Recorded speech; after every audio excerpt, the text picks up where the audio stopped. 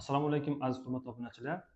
Shifokorlarning vaqti tig'iz hamda ko'p bo'lishiga qaramasdan, siz azizlar uchun salomatligingizni tiklash hamda sizlar uchun foydali tibbiyotga doir bo'lgan ma'lumotlarni berishda vaqt ajratib videolar olyapmiz. Iltimos bizni qo'llab-quvvatlang. Kanalimizga obuna bo'lib, layklar bosib, agar videolarni ma'qul topsangiz, kasal bo'layotgan yoki bemor bo'lgan tanishlarga shu videolarni yuborib qo'yishni tavsiya qilamiz. Bu orqali bizni mehnatimizni qo'llab-quvvatlagan bo'lasiz. Sog' va salomat bo'ling. Assalomu alaykum yana bir bor. Bugun sizlarga tibbiyotda hozirgi kunda zamonaviy tibbiyotda keng qo'llanilib kelayotgan samarali davolash usullaridan biri. Shular haqida ma'lumot bermoqchiman. Bu davolash usullaridan birining nomi tibial neyromodulyatsiya deyiladi. To'g'ri, ko'pchiligingiz uchun bu so'zlar, terminlar notanish bo'lishi mumkin. Tibial neyromodulyatsiya nimada qo'llaniladi? Keling shundan boshlaymiz. Tibial neyromodulyatsiya hozirgi kunda demak aktual bo'lgan muammolardan biri bu tungi vaqtda to'shakka siyib qo'yish bolalarda bo'ladi, enures. Yosh kattalarda hamda bolalarda tez siyish. Ya'ni hojatxonaga qayta boradigan insonlar bo'ladi. Ularda yallig'lanish yoki shamollash belgilari bo'lmasa ham bir necha marta tungi vaqtda, kunduzgi vaqtda hojatxonaga chiqadi. Bu guruhdagi bemorlar hamda peshob qilish vaqtida demak biroz achishlar hamda qovuq sohasida og'riq bo'lib, sababi aniq emas. Antibiotiklar, dori vositalar olishiga qaramasdan yoki hech narsadan shifo topmagan bemorlarga aynan shu davolash usuli samarali yordam beradi. Xo'sh, tibial neyromodulyatsiya degani nima degani? Tibial bu lotin tilida tibius, ya'ni boldir suyagi degani. Boldir, tananing boldir qismini lotincha nomi tibius deyiladi. Neyromodulyatsiya degani nervni qo'zg'atish. Tibial neyromodulyatsiya boldir sohasidan o'tuvchi nervni qo'zg'atish degan demak davolash usuli.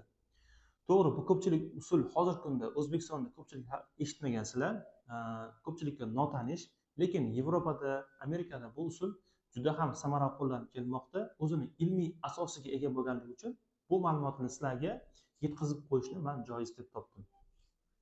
Bu tekshiruvni mana shu rasmda ko'rsatilgan holatda amalga oshiriladi. Mana bu yerda insonni demak oyoq sohasida mana sariq bilan ko'rsatilgan nerv bor. Bu tibial nerv deyiladi.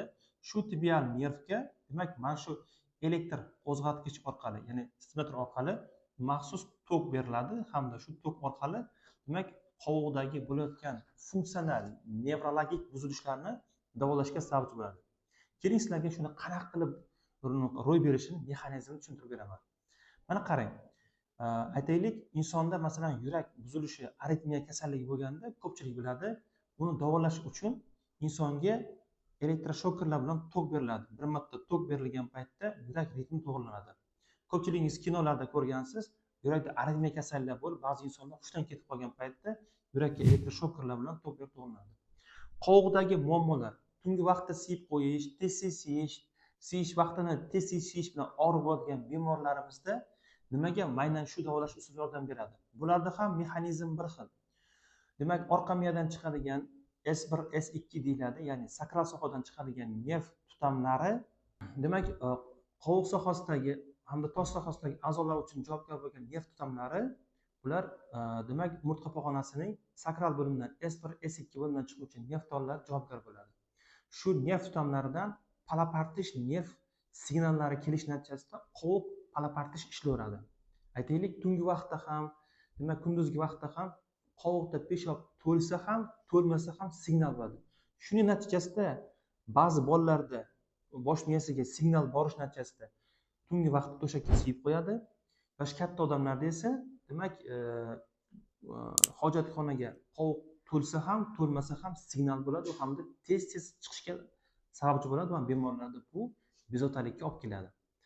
Aynan shularni davolashda samarali bo'lgan davolash usuli aynan mana shu tibial neyromodulyatsiya, ya'ni mana ko'rib turganingizdek rasmdagidek tovonning ichki qismiga hamda sonning ichki qismiga maxsus demak nervni stimullovchi lipuchkalar yopishtiriladi hamda bu mana bunaqa elektrostimulyatorlar yordamida bunaqa narsalar hozirgi kunda respublikamizda oddiy poliklinikalarda ham bor.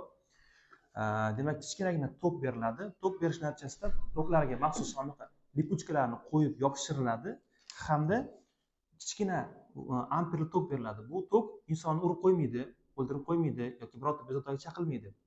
Urgan paytda agar lipochkani to'g'ri qo'yilsa bosh barmoq davriy ravishda qimlab turadi. Shuning natijasida o'sha qovoqqa boradigan nervga oyoq orqali stimulyatsiya beriladi hamda palapartish ishlayotgan nerv tolalaridagi kelayotgan signallar o'ldiriladi hamda bitta ravon nervdan signal kelishiga sababchi bo'linadi. Shu orqali palapartish nervlaridan voz kechiladi hamda qovoq ravon ishlashiga sababchi bo'ladi. Shu orqali ham tungi aneryuzm davolash mumkin, hamda ayollarda, bolalarda, erkaklardagi tez siyish bilan bog'liq bo'lgan muammolarni bartaraf qilishda juda ham yaxshi yordam beradi. Bu usulning demak afzalliklari: hech qanaqa jarrohlik usuli yo'q, kesmalarsiz, og'riqlarsiz bajariladi. Bemor ixtiyoriy vaqtda olishi mumkin. Xohlagan vaqtda, tungi vaqtda, kunduzgi vaqtda shifoxonaga borib dori preparatlar qabul qilishi joiz bo'lmaydi. Haftaning 2 kun yoki 3 kunda bajariladi. Umumiy 10 ta 12 ta seans qilinadi.